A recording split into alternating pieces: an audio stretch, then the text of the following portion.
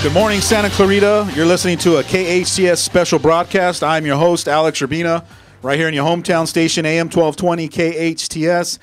Today we're talking about a recent incident that occurred in the Santa Clarita Valley last week. And in case if you haven't heard, it's been reported that a 37-year-old man is being accused of breaking into an apartment and kidnapping a 3-year-old girl. Apparently, he entered an alleyway, removing the window screen of a Newhall apartment. Inside the room were 2 young girls, including a 3-year-old. It's reported that the intruder allegedly grabbed the 3-year-old and left. The older child who saw the kidnapping called out to her father, and the family called 911. It's also reported that the victim's father and uncle then went searching for the kidnapped girl and allegedly found her in the defendant's arms. By then, sheriff's deputies had arrived to the area, recovered the young girl, and arrested the man in connection with the kidnapping. The investigation also revealed another attempted kidnapping in which the same man allegedly tried to lure a 9-year-old girl as she was walking with her mother about an hour before the incident. And joining me in studio today, we have Mr. Jonathan Kraut. He's a private investigator and a seasoned veteran in this field and has overwhelming experience when it comes to missing persons. We also have Jeremy Steffen with Adage IT. He's an expert when it comes to information technology. He helps businesses with computers, networking, and even surveillance. And I've asked him to come in today to talk to us about surveillance cameras and how to better protect our families in our homes. Also, Deputy John Dubin from the LA County Sheriff's Department will be calling in shortly to join us and contribute his wealth of knowledge and wisdom. So, gentlemen, what's the lesson to be learned here? Well, if I may, Jonathan here. Hello. This gentleman who was held for kidnapping and other felonies has 12 prior criminal convictions.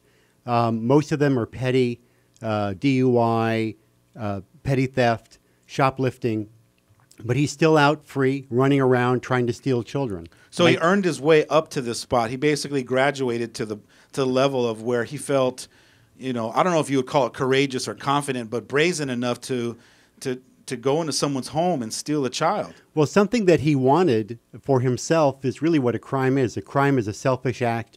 Either you take it from another person or you damage yourself. And so his habitual offending of every year or every 2 years being arrested and convicted for some crime obviously is escalated over time, and our judiciary has done nothing about it. When I first heard this story as it was breaking, I looked over at my good friend Jerry Cerati Goldman, and I said, had this guy not had they not caught him, we'd be on a manhunt. We'd be looking for, to try to find this child, and it would have escalated to a whole nother level. Well, luckily the child's sister was present, and the family was quick to react. But the odds are that if there's an abduction, you wouldn't know for maybe 20, 30 minutes. And so we're very lucky that the police were right there, the family was right there, and there was instant action to get the girl back. I mean, this was almost like, textbook. It was perfect the way it rolled out. You had family members that went running down the alley, apparently, and chasing this guy while they already called 911. It was almost like a team effort. And, sheriffs responded on time like they normally do and just handled business. But one has to ask the question is, why is this guy out running around free? Absolutely. And that's the question I really want to talk about today. I heard stories, and you can probably, shed some light on this, that, he has a criminal background, he has history, but he hasn't been punished to the point where he's learned anything or is in jail long enough to have that kind of wake-up call. And maybe there's not even a wake-up call available for people like this. Well, once you learn to be selfish and you think that crime is just a matter of, I do things for myself, maybe it's a crime, but I'm going to be myself and I can't help it. Once you get past that stage, and maybe that's at a teenage or young adult age, then you putting someone in jail and telling them it's wrong, you really can't make any adjustments externally. In other words, you can't create change by telling them right and wrong. The change has to occur from inside. Absolutely.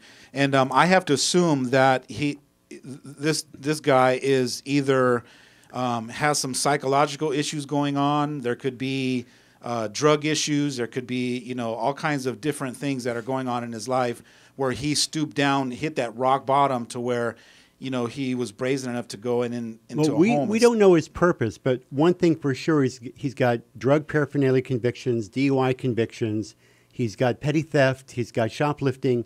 All these what they call nonviolent crime. But we don't know the purpose of taking the girl. Maybe it was for money. Maybe it was for ransom. Maybe it was for some other nefarious intention. We don't know. But the fact that he's trying to take a 9-year-old the same day, that didn't work, so he goes after a 3-year-old. Obviously, after he's sentenced, and he might get 13 years or 10 years, he'll be out in 5, 8, 9 years. Obviously, when he gets out in 8 or 9 years from now, the same thing will probably occur. And why is that? Is that because we don't have a system set up to rehabilitate or transition people back into society where they're living amongst us and, right, thinking with common sense and being able to I guess we'll cover that when we come back. All right, I'll tell you what, let's take a break. When we come back from that, we'll continue. You're listening to a KHTS special broadcast right here in your hometown station, AM 1220 KHTS. And welcome back to a KHTS special broadcast. I'm your host, Alex Urbina, right here in your hometown station, AM 1220 KHTS. Joining me in studio, we have Jonathan Kraut, a private investigator, Jeremy Steffen, he's a network specialist at Adage IT, and joining us soon on the phone will be Deputy Josh Dubin from the LA County Sheriff's Department. And just to tee you up, we're talking about a recent kidnapping that just happened last week of a 3-year-old girl in Newhall. And if you're just joining us, we're talking about that subject. And I want to get on to asking the question about what do you think the elements are that led this man to be out and around us, walking amongst us, and to be able to do what he did? Well, first, Jonathan here. First, he's been convicted 12 times in 13 years, which means he's been convicted of a crime almost every year. That actually means that law enforcement is doing a great job, that they identify, arrest, and gather evidence for conviction. So law enforcement is doing what they should do. Yeah, I gotta, if I'm law enforcement, I would probably be frustrated at the law. And I mean, you probably can't say that as a police officer, but I mean, you got to be frustrated to think that here they are finding and arresting the same criminals over and over again, and they're just right back at it again. Well, the second element is after law enforcement, then it goes to the judiciary. The judiciary tends to sentence nonviolent criminals to virtually no punishment, $200 fine, 3-year probation, time served in jail. That might go on 5 or 6 convictions in a row. Maybe they'll get a year here and there. But as we know, that doesn't change someone's personality. If somebody has a conviction, they get punished according to the law. They don't change their behavior. It means that punishing them in that manner does not work. So the second element is that the judiciary doesn't really have a lot of options to deal with that can change or transform someone's behavior. The third part is the correction system. Once they're in the correction system, in jail or in prison, they come out virtually the same. So our recidivism rate, the rate of return to jail is 70, 80%. In some countries, it's 1 or 2%. And that's because sentences aren't completed. Instead of doing 10 years, you'll do 7 or 8. Instead of doing a year in jail, you might do a week in jail. So in other words, sentences don't mean anything. The fourth component is that when a person's out again, we tend to ignore the actual new crime. For example, this gentleman may be on probation, so instead of being convicted of kidnapping, he might be convicted of violating probation, which means he gets probation. So all along the system, it's designed to get people out of jail as soon as possible back on the street. I think our politicians believe that saves us money. But how much does it cost to chase this guy down? He's not the worst offender I've ever seen. There are people with 15, 20 criminal convictions, and they're still out there right now walking down alleys looking for opportunity, and eventually they're going to do tremendous harm. I guess for me, my biggest wake-up call is realizing, and I have to keep catching myself and telling myself, I don't live in this little bubble and this world that I would like to believe that we're in, which is this safe environment, that we're in one of the safest cities in the world. I have to keep reminding myself every time I lock the door of my home or my car, I always got to just be aware. I always got to be looking around. I have to be present, and I got to be mindful that I am responsible for my family and my kids and protecting them, and I always got to be on that game. That game's got to be tight. Well, you just have to think about this. My firm did a survey a few years ago that 5% of the inmates or 5% of the population commit 70% of the crime. So if you wanted to reduce crime, you would basically lock these people up for a longer period of time, and they would not commit the crime. We're spending all this money on the same 5%. I think that, the biggest lesson that I'm learning and I'm gaining is that I'm responsible for protecting myself, and I'm responsible for protecting my family.